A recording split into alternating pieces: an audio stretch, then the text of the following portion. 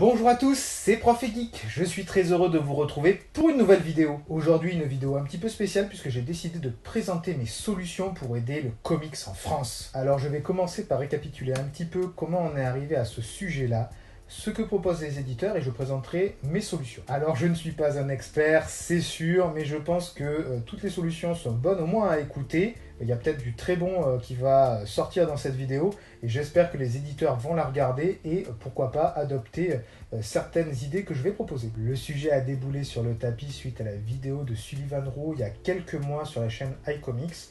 Il expliquait tout simplement que le marché du comics, c'est 4% des ventes livres en France, ce qui est très très peu. Il y a vraiment un gros souci pour implanter la culture comics dans notre pays et la développer. Il expliquait un petit peu pourquoi avec par exemple l'achat des licences qui coûtent très cher, le fait de produire des livres en ce moment, surtout avec la crise du papier, c'est très compliqué. Les réimpressions, j'en parle même pas. Voilà, tout ça fait qu'avec des prix qui sont très supérieurs au manga par exemple, c'est vraiment un gros souci et c'est presque devenu en fait un marché de niche et de luxe parce que les premiers albums cartonnés, c'est pas en dessous de 15 euros en moyenne. Donc voilà, c'est pour un public de connaisseurs qui est prêt à investir beaucoup d'argent, qui a un pouvoir d'achat du coup que n'ont pas certains comme les étudiants. Donc c'est assez compliqué. Et il a expliqué que certains de ses concurrents, collègues proposaient des solutions et que, par exemple, pour les petits éditeurs, c'est beaucoup plus compliqué. Il faut bien comprendre que le marché comics et manga, par exemple, c'est pas du tout le même. En fait, les chiffres attendus au lancement d'un comics ne sont pas les mêmes que celui d'une licence comme Naruto ou My Hero Academia qui se vendent par palette. Quand ils vendent 1000 unités d'un titre comics, ils doivent être comme des fous. Donc voilà, les marchés sont vraiment très différents. Mais il y a beaucoup de choses à faire, beaucoup de choses à tenter. Et les éditeurs essaient des choses. Il y a des lecteurs, il y a des éditeurs qui tentent des trucs. Donc on va essayer de trouver tous une solution ensemble. Du côté des éditeurs, il y a plusieurs solutions qui sont proposées. Alors il y a en ce moment depuis 2-3 ans plein d'offres qui sont faites notamment par Urban et Panini, les deux gros acteurs du marché, il ne faut pas se leurrer. Donc avec par exemple les offres de l'été chez Urban, c'est donc des aventures, alors surtout Batman à 5 euros.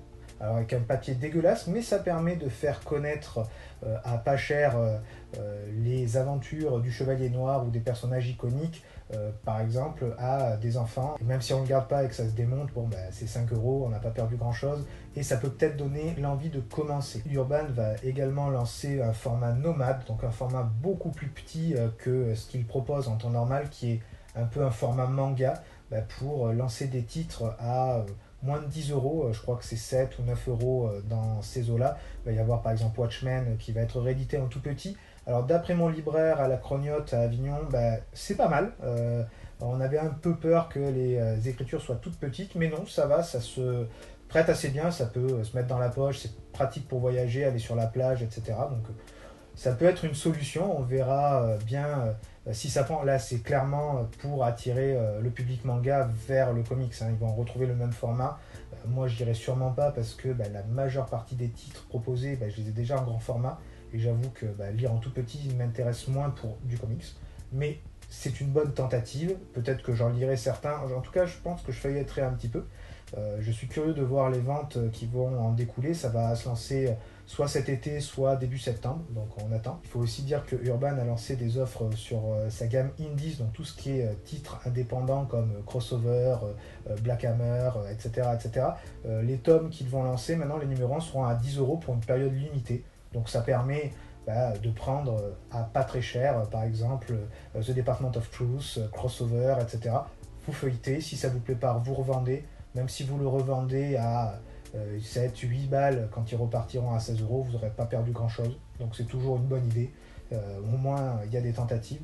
Le souci, c'est que ça, c'est possible quand on a un gros catalogue et une grosse machine commerciale derrière, comme la licence Batman. C'est sûr que quand iComics se saigne pour passer le nouveau Witcher à 9 euros alors qu'il en vaut 13, là, c'est une offre. Ils doivent sûrement perdre de l'argent, mais bon, au moins ils tentent, c'est bien. Je vous conseille de vous lancer sur ce genre d'offre. C'est vraiment intéressant en tout cas. Panini participe également à ce genre d'opérations, puisqu'ils ont lancé plein d'opérations pour faire découvrir des titres ou des sagas comme Star Wars, notamment dans les carrefours, voilà, tous les supermarchés, parce qu'il y a beaucoup de passages. Les comics coûtent 7 euros, même si des fois certains sont en cartonné, ce qui est vraiment pas mal, un comics à 7 euros. On aimerait voir ça plus souvent. Bon, alors moi, tout ce qui est Marvel ne m'intéresse pas, mais c'est bien qu'ils tentent.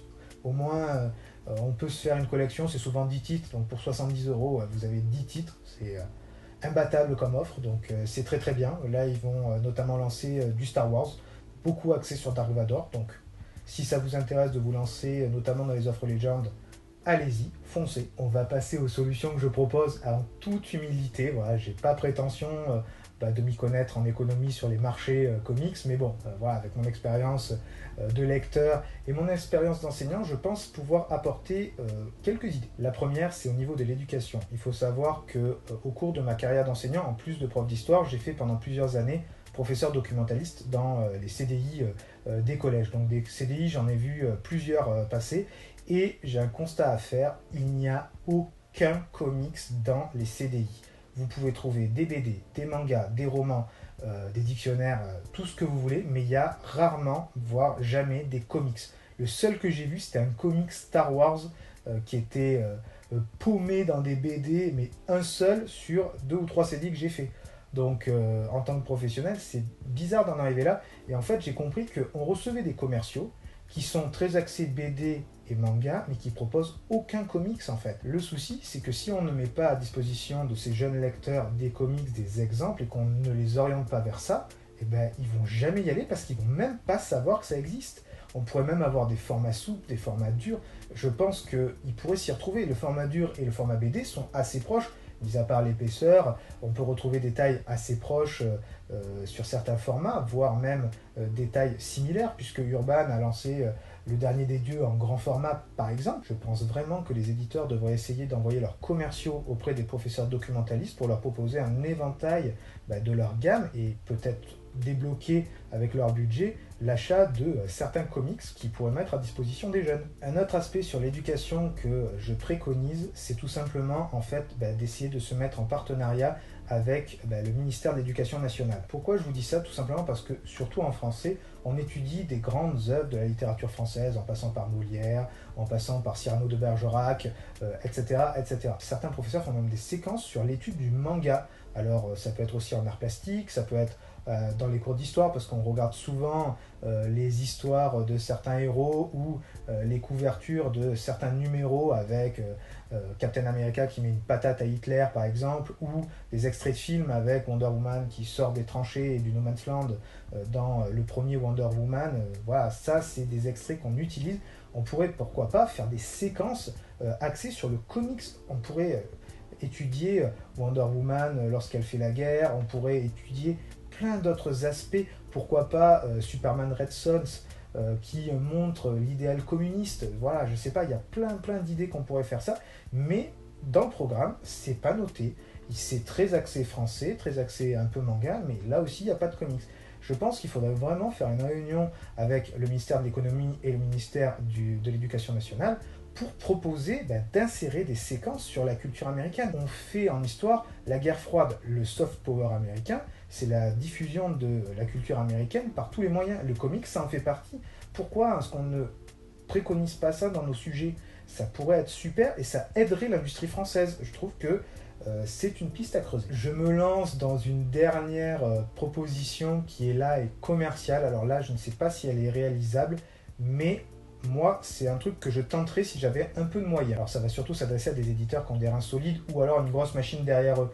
Même iComics, qui est un petit éditeur, maintenant Hachette, qui vient de racheter Brajlon. Si vous voulez vous en sortir, il va falloir passer à la caisse. Je suis désolé les gars de vous l'annoncer. Ce que je propose, c'est d'utiliser les cinémas. Les cinémas maintenant proposent 4 à 5 films de super-héros par franchise par an. J'ai vu que Marvel allait sortir 4 films cette année. On a Doctor Strange qui était à l'affiche. The Batman vient de sortir des cinémas il y a très peu de temps. Donc voilà, il y a des grosses licences qui arrivent au cinéma et il faut se baser sur ces films-là. surtout Marvel a révolutionné, qu'on le veuille ou non, qu'on aime ou qu'on n'aime pas, le cinéma avec son MCU. Maintenant, il y a des séries, il y a des plateformes qui achetaient les licences pour pouvoir produire des séries tirées de ces super-héros. Par exemple, Netflix avec Daredevil, par exemple. Pourquoi, lorsqu'il y a ce genre de film, il n'y a pas dans les cinémas des points de vente de comics? Ça, c'est tout bête, mais quand les gens sortent, et ben ils passent devant et t'as le gamin qui se dit « Ah mais tiens, c'est l'histoire du super-héros que je peux voir, peut-être que maman pourrait me l'acheter en plus. » Alors je sais, le cinéma c'est déjà très cher, donc on paye super cher la place de Cinoche, avec des fois les boissons, etc. Et on n'a pas forcément envie de claquer 15 balles dans un comics pour son gamin, que ce soit un Spider-Man, un Batman, ou etc. Ben, pourquoi pas mettre même juste les offres à 5 euros, à 7 euros, pour que le gamin parte avec, tout simplement. Ça pourrait être très bien, ça ferait, pourquoi pas, des emplois jeunes, des gars qui seraient payés à la journée pour vendre tout simplement dans les cinémas, dans les halls des cinémas, et ça me permettrait de faire connaître la culture comics, quoi. C'est une grosse machine, le cinéma, et c'est très peu utilisé par les éditeurs. Alors, on voit, par exemple, pour Batman, ils ont mis un macaron. Ce comics a inspiré The Batman. Ouais, c'est bien pour les connaisseurs, mais pour quelqu'un qui n'a jamais mis les pieds dans un rayon comics, il n'ira pas, et c'est pas le macaron qui va plus l'aider que ça. Ça va sûrement attirer un peu l'œil, mais sans plus, à mon avis. Donc voilà, je vous propose de mettre des points de vente dans les cinémas. En plus, il y en a beaucoup. Ça ferait des points de vente supplémentaires, en plus des librairies indépendantes, en plus des FNAC, etc. C'est une proposition comme une autre. Dites-moi ce que vous en pensez en commentaire. Si les éditeurs passent par là, j'attends vos retours. Alors peut-être que c'est utopique, mais au moins je vous ai proposé des idées que vous n'avez sûrement pas vues. La vidéo touche à sa fin. J'espère qu'elle vous aura plu et que ça va permettre de faire avancer le débat sur l'avenir du comics en France. Je sais qu'il y a de nombreux youtubeurs qui en ont déjà parlé, notamment le collectif Nous sommes les 4% qui s'est monté il y a très peu de temps et qui essaye de faire découvrir la culture comics. Continuez comme ça les gars, c'est très bien. Voilà, je sais que par exemple l'ami Zouzman avait fait un live là-dessus. Bon, je pense qu'Ingé et toute la clique en ont aussi parlé. Il faut continuer à en parler, il faut continuer à diffuser nos vidéos, continuer à intéresser les gens. J'espère que les éditeurs écouteront cette vidéo, écouteront les conseils un peu de tout le monde et pourquoi pas piocheront dedans. Sullivan Rouault proposait de faire une table ronde avec un peu tout le monde à la table pour dire ce qui va pas, laisser tomber les rancœurs de côté parce qu'il y a peut-être des rivalités entre certains. Je ne sais pas et ça m'intéresse très peu de le savoir. Voilà, il faut faire avancer la culture comics. Il y a de grandes figures dans les youtubeurs qui sont là et qui aident au rayonnement. Je pense au Comi par exemple qui a 40 000 abonnés, qui monétise pas et qui en parle tous les mercredis depuis 6 ans je crois, c'est un truc de dingue. Il y en a d'autres, il y a Marvel qui était là avant, il y en a plein. Certains qui ont des petites chaînes, d'autres des grosses chaînes. Il faut tous qu'on tire dans le même sens, il faut tous qu'on essaie de trouver des solutions, il faut que les éditeurs fassent de bons choix.